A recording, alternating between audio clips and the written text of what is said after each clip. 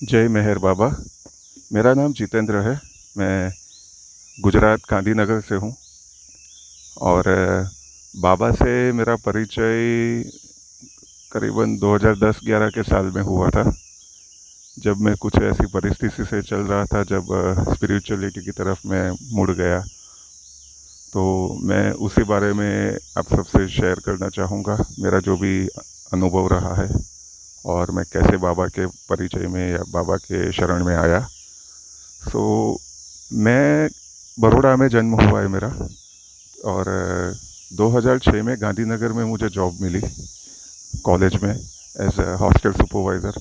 तो मैं अपनी वाइफ के साथ, नई नई शादी हुई थी, 6 महीने हुए थे हमारे, तो तब अपनी वाइफ के साथ इधर गांधीनगर में शिफ्ट हो गया और जॉब करने लगा। सो 1200 बच्चों की हॉस्टल है, जिसको मैं अकेले एज ए सुपरवाइज़र मैनेज करता था।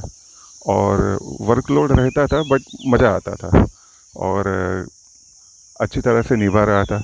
बट जैसे जैसे समय निकलता गया, 2008 में मेरे लड़की का जन्म हुआ, 2010 में मेरे लड़के का जन्म हुआ।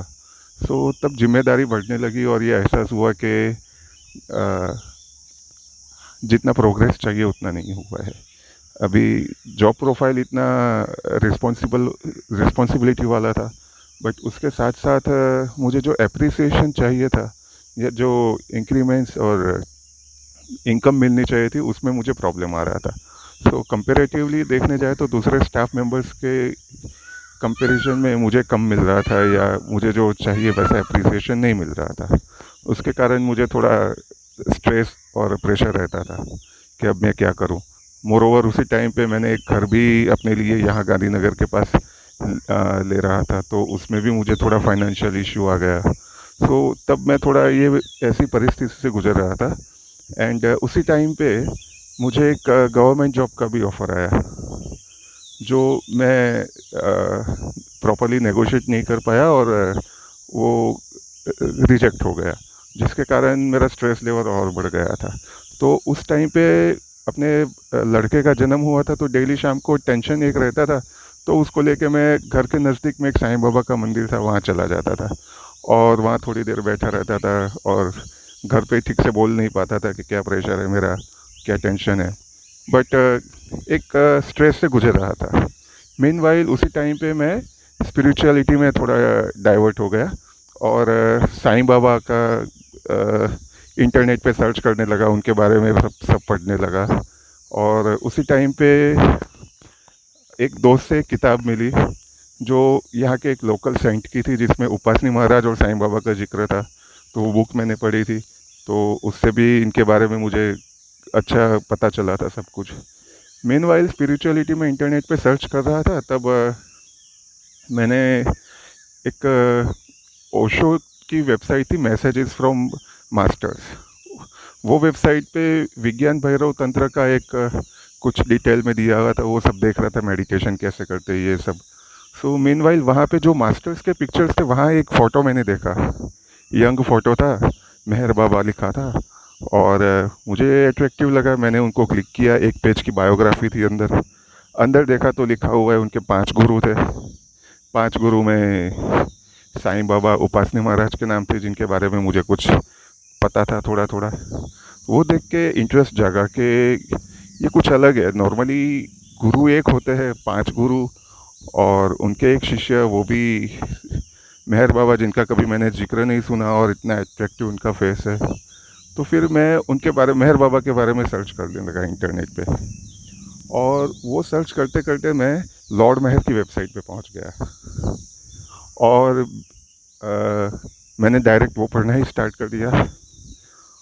शुरुआत में ही साईं बाबा का जिक्र और 5 गुरु की ब्रीफ में आत्मकथा है, उनकी लाइफ, जीवन चरित्र के बारे में।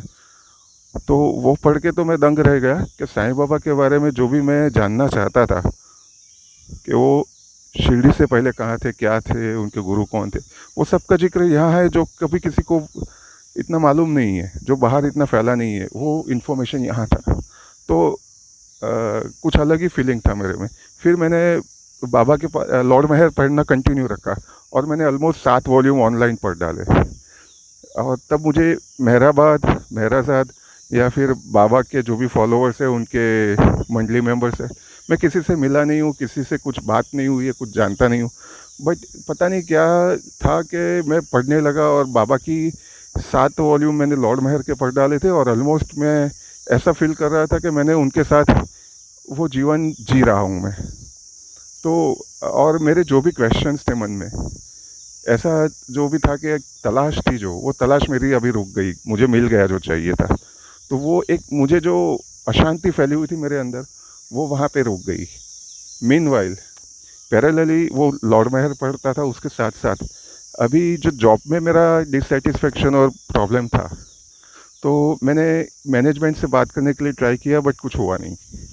सो मीनवाइल एक राजकोट से एक जॉब ऑफ़र आई थी, जिसमें मुझे यहाँ के कंपैरिजन में थोड़ा अच्छा मिल रहा था। सो मैंने उसके लिए हाँ करके यहाँ पे रेजिग्नेशन दे दिया। ये था करीबन 2011 में, 2 मई के आसपास की बात है। मैंने रेजिग्नेशन दे दिया। अभी मैं अकेला सुपरवाइज़र था, 1200 बच्चों की हॉस्टल थी। इनको पता ही नहीं चल रहा था कि ये जाएगा तो कौन संभालेगा। ये लोग फंस गए थे वहाँ पे। मीनवाइल अनफॉर्चुनेटली एक इंसिडेंट हो गया कॉलेज में। एक लड़के का रिज़ल्ट अच्छा नहीं आया था, उसने बेचारे ने 2010 के आसपास सुसाइड कर लिया अपने रूम में, जो बहुत ही बुरा अनुभव था हमारा तब। और किसी को कुछ पता नहीं चल रहा था कि अभी क्या करें। पहली बार ऐसा हुआ था मेरे लिए भी, कुछ अलग केस था। मैं मीनवाइल लॉर्ड मेहर पढ़ता था तो भाऊजी से कांटेक्ट में था। मैं उनको मेल करता था हमेशा। हॉस्टल में कोई बच्चा स्मोकिंग में या ड्रिंकिंग में पकड़ा जाए तो मैं भाऊजी को मेल करके पूछता था। मैंने पहले उनको ये भी पूछा था कि भाऊजी, बाबा की आत्मकथा में पढ़ रहा हूँ और बहुत अच्छा लगा है, तो क्या मैं इनको अपना गुरु मान सकता हूँ? और भाऊजी ने मुझे जवाब दिया था कि ऑफ कोर्स तुम मान सकते हो, वो यूनिवर्सल मास्टर है, वो मास्टर्स ऑफ मास्टर है, अवतार है, तुम उनको अपना गुरु मान सकते हो। भाऊजी को मैंने लिखा इस बारे में कि भाऊजी कॉलेज में ऐसा हुआ है और मुझे बहुत दुख हो रहा है। तो भाऊजी ने बताया कि सुसाइड अच्छा नहीं है, बट सिंस आपने ये बात यहाँ तक पहुँचाई है बाबा की तक, तो जो भी बच्चा है उसकी सोल को फ्रीडम मिल जाएगा, वो नया जन्म ले लेगा जल्दी। तो वो मेरे लिए एक बहुत पॉजिटिव बात थी। मैंने वो बच्चे के पापा से भी ये बात शेयर की, और तभी ये रेजिग्नेशन का जो मेरा टाइम चल रहा था, वो नोटिस पीरियड का टाइम था जब ये सब हुआ था। और तब मैनेजमेंट को ये रियलाइज़ हुआ कि इसको नहीं छोड़ना चाहिए, ये लड़का नोटिस पीरियड में भी सब जिम्मेदारी हैंडल कर रहा है, और ऐसे केसेस भी होते थे और ये इतना संभाल रहा है, उनको रियलाइज़ तब हुआ। तो फिर उन्होंने मुझे रोक लिया, और मेरे घर का जो फाइनेंस में थोड़ा इशू था वो भी एडवांस लोन दे के मुझसे वो हेल्प किया इनकी तरफ से, और थोड़ा सैलरी रिलेटेड भी जो इशू था वो भी सॉल्व हो गया मेरा। तो मेरा जो भी स्ट्रेस लेवल था या प्रॉब्लम चल रहा था वो तब कम हो गया। अनफॉर्चुनेटली जो सुसाइड वाला था उसका मुझे थोड़ा दुख था कि ऐसे टाइम पे ये सब हो रहा है, बट फिर भी बाबा की मर्ज़ी समझ के मैं चलता रहा तब। अभी साल 2012 आ गया था। 2012 मार्च में मैं अभी तक मेहराबाद आया नहीं हूँ, किसी को जानता नहीं हूँ, सिर्फ भाऊजी से ईमेल थ्रू इंटरेक्शन होता था। भाऊजी ने मुझे ईमेल में लिखा था कि इट सीम्स दैट तुम्हारा टाइम आ चुका है और तुम्हें मेहराबाद आना चाहिए। पहले समाधि पे दर्शन करना और फिर ट्रस्ट ऑफिस आके तुम मुझसे मिलना, मैं तुमसे बहुत सारी बातें शेयर करूँगा। तो मैं ये जानता था, पर कभी भी गुजरात से बाहर नहीं निकला था, और अभी भी फाइनेंशियली इतना स्ट्रॉन्ग नहीं हुआ था कि मैं वहाँ आ सकूँ या ऐसा कुछ कर सकूँ। सो एक कन्फ्यूजन या दुविधा थी जिसके कारण मैं ये नहीं कर पा रहा था। मीनवाइल 2012 में मार्च में एक सपना देखा मैंने, और सपना अभी भी मेरी आंखों के सामने है। तो सपने में ये था कि मेरे बड़ौदा वाले घर पे, जहाँ मंदिर है हमारा, वहाँ पे बाबा कुर्सी पे बैठे हुए, और अपना जो पिंक कोट पहन के बाबा की एक है ना, वो 60 इयर्स के आसपास की एक इमेज, वैसे ही वहाँ बैठे हुए, और मेरी छोटी लड़की के साथ खेल रहे। सामने मेरे पापा भी बैठे हुए, और बाबा मुझसे बोल रहे हैं कि तू समाधि पे क्यों नहीं आ रहा है, तुझे बुलाया है ना, तू आया क्यों नहीं है? तो मैं उनको इतना ही बोला कि बाबा आना तो चाहता हूँ, बट आपको पता है मेरा प्रॉब्लम क्या है वो। बस यही बात यहाँ तक का मुझे याद है, और उसके बाद का आगे ड्रीम में मुझे कुछ याद नहीं है। और ये बात के एग्जैक्टली 1 वीक या 10 दिन के अंदर ही मुझे पुणे से एक कॉलेज है वहाँ पे, DSK सूप इन्फोकॉम, वहाँ से इंटरव्यू कॉल आता है। वो बोलते हैं कि आपको यहाँ पे इंटरव्यू देने आना है और हॉस्टल में एक सीनियर पोजीशन के लिए। सो मेरे लिए बहुत एक आश्चर्य की बात थी और खुशी की भी बात थी कि मेरा बात भी मैं जा सकूँगा और साथ में कुछ अच्छी ऑफ़र भी आ सकती है मेरे लिए। तो मैंने वो एग्री कर लिया। अभी वो लोग मुझे, जो मेरा मेन प्रॉब्लम था वो फाइनेंस का था, और वहाँ से इन लोगों ने बोला कि हम कुछ रीइंबर्स नहीं करेंगे, आप अपने हिसाब से आओ। तो मैंने उनसे थोड़ा नेगोशिएट किया तो वो वन साइड का फेयर देने के लिए तैयार हो गए, जो मेरे लिए इनफ था। सो मैंने वो एग्री कर लिया। 16 मार्च 16 अप्रैल के आसपास मेरा इंटरव्यू था और पुणे आया, मैं इंटरव्यू दिया, जो मेरे लिए सेकेंडरी चीज़ थी। मेरा मेन टारगेट अभी भी दिमाग में यही चल रहा था कि मुझे हैदराबाद जाना है। सो मैंने इंटरव्यू दिया, वो सब क्लियर किया, उन लोगों ने मुझे ऑफ़र लेटर भी दे दिया, एक्सेप्ट भी कर लिया। और फिर वहाँ से शाम को फ्री होके मैंने इनसे यही पूछा कि यहाँ से अहमदनगर कैसे जा सकते हैं। अभी वो लोग भी थोड़े आश्चर्य में थे कि ये पहली बार इधर आ रहे हैं और उधर क्यों जाना चाहते हैं। मैंने बोला वो मेरा पर्सनल काम है। और फिर मैं वहाँ से शिवाजी नगर, और वहाँ से सब नई जगह थी मेरे लिए, बट भटकते भटकते ढूंढते ढूंढते मैं अहमदनगर आया। करीबन रात को 11 बजे पहुँचा। और वहाँ पे एक डेपो के सामने ही कोई गेस्ट हाउस था, वहाँ रुक लिया। मेरा टारगेट यही था जो भाऊजी ने बताया था, वही कि नेक्स्ट डे मॉर्निंग में समाधि पे जाऊँगा, दर्शन करूँगा और फिर मैं भाऊजी से मिलूँगा। और सब नई जगह थी मेरे लिए, किसी को जानता नहीं था। तो सुबह उठ के फ्रेश होके सीधा सामने डेपो से लोकल बस पकड़ के मेहराबाद चला गया, पूछते पूछते समाधि तक चला गया। अभी अप्रैल का महीना था तो इतनी भीड़ भाड़ नहीं थी वहाँ पे, सुबह का टाइम था। तो जैसे ही समाधि पहुँचा, मेरे तो ऐसा लगा जैसे मंजिल पे आ गए हो, और आंसू निकलने लगे, हल्के से आंसू निकल रहे थे। और मैं वहाँ बैठा, मेरे साथ एक दीवाने जी थे, वो और उनका लड़का बैठा हुआ था। और आरती आई थिंक ख़त्म हो गई थी, ऑलमोस्ट ख़त्म हो रही थी, मुझे पक्का याद नहीं है। तो वो अटेंड किया, वहाँ से प्रसाद लिया, दर्शन किया। और पहली बार वहाँ आया था तो आजू बाजू सब घूम रहा था, देख रहा था। मुझे कुछ पता नहीं चल रहा था कि क्या देखने लायक है, क्या देखना चाहिए। समाधि के दर्शन तो कर लिए थे मैंने, प्रसाद लिया। और प्रसाद दे रहे थे वो रामानुज अंकल के वाइफ थे, जो रामानुज अंकल के वाइफ है, वो प्रसाद की सर्विस कर रहे थे तब। और मैंने उनसे थोड़ा ज़्यादा प्रसाद लिया कि मुझे घर ले जाना है। तो उन्होंने फिर बातचीत की मुझसे, तो उनसे पूछा कि कहाँ से आ रहे हो, पहली बार आए हो, क्या है। तो मैंने उनको सब बताया, तो वो भी शॉक हो गए कि ये तो बहुत अच्छी बात है कि कोई गुजरात से भी आ रहा है, वो भी इंटरनेट थ्रू बाबा के बारे में जान के आ रहा है। तो उन्होंने पूछा किसी को जानते हो? मैंने बोला नहीं, किसी को नहीं जानता हूँ, सीधा आया हूँ और अभी क्या करना है मुझे पता नहीं है, भाऊजी से भी मिलना है। तो ये बात सुन के फिर वो मुझे अपने घर ले गए, रामानुज अंकल से मिलवाया उन्होंने, मेरे लिए नाश्ता भी सब तैयार किया। रामानुज अंकल से मेरी अच्छी खासी आधा एक घंटा बात हुई और पता चला कि उनकी शादी भी बाबा ने करवाई थी। फिर उन्होंने मुझे गाइड किया, उस हिसाब से वहाँ से निकल के फिर मैं ट्रस्ट ऑफिस जाने के लिए निकल गया। ट्रस्ट ऑफिस में गया मैं, तो पूछ के मैं भाऊजी के ऑफिस में गया, सबसे पूछ के भाऊजी के वहाँ, वो उनके रूम पे वो थे भाऊजी, सब लोग दर्शन ले रहे थे, सब मिलने आ रहे थे उनसे। मैं भी जाके वहाँ उनके सामने बैठ गया और उनसे बोला कि मैं भाऊजी ऐसे आपसे ईमेल थ्रू बात करता था और आपने बोला था कि इधर आओ, समाधि पे जाओ और फिर इधर आना, तो उस हिसाब से मैं आया हूँ भाऊजी आपसे मिलने। तो भाऊजी के साथ मैं बैठा, करीबन आधा पौना घंटा बैठा होगा। मैं अकेला नहीं था, दूसरे भी थे, सब बहुत लोग मिलने आए थे। बट भाऊजी से जो बात हो रहा था, मुझे अंदर से एक लग रहा था कि मेरा मतलब बहुत फुल सेटिस्फेक्शन वाला एक्सपीरियंस हो रहा था तब, जो मैं बयान नहीं कर पाता। तब वहाँ पे एक शीतल जी भी आए थे, शीतल खर का नाम है, जो पुणे से आए थे तब। और वो भी भाऊजी से बात कर रहे थे तब। तो भाऊजी के साथ मैं जो आधा पौना घंटा बैठा, मीनवाइल भाऊजी ने मुझे ये बताया कि मैंने उनको बताया कि मैंने लॉर्ड महल पढ़ी और ऑलमोस्ट 7-8 वॉल्यूम मैंने पढ़ लिए थे उसमें। तो भाऊजी ने तब मुझे बताया कि लॉर्ड महल जो है वो लिखते तो वो थे, बट लिखने वाले बाबा थे जो भाऊजी के मीडियम के थ्रू वो लिखते थे। भाऊजी ने बताया था कि ये मैं जस्ट एक मीडियम था, वो खुद आते थे और लिखते थे। तो मेरे लिए एक बड़ा अनुभव था वो। और भाऊजी से मुलाकात के बाद मैं सोच रहा था अभी आगे क्या करूं। बाहर ट्रस्ट ऑफिस के कंपाउंड में घूम रहा था, तो शीतल जी आए, उन्होंने बोला कि वो लोग महराजाद जा रहे हैं, तो क्या मैं उनके साथ जा सकता हूँ। मैंने बोला कि अभी मेरी बस 4 बजे के आसपास थी और समय था, तो मैंने बोला कि हाँ, अगर ये टाइम से पहले हम वापस आ सकते हैं तो मैं आने के लिए तैयार हूँ। तो फिर उनकी गाड़ी में वो मुझे महराजाद ले गए। अभी ये टाइम था 17 अप्रैल के आसपास, 17 तारीख थी शायद।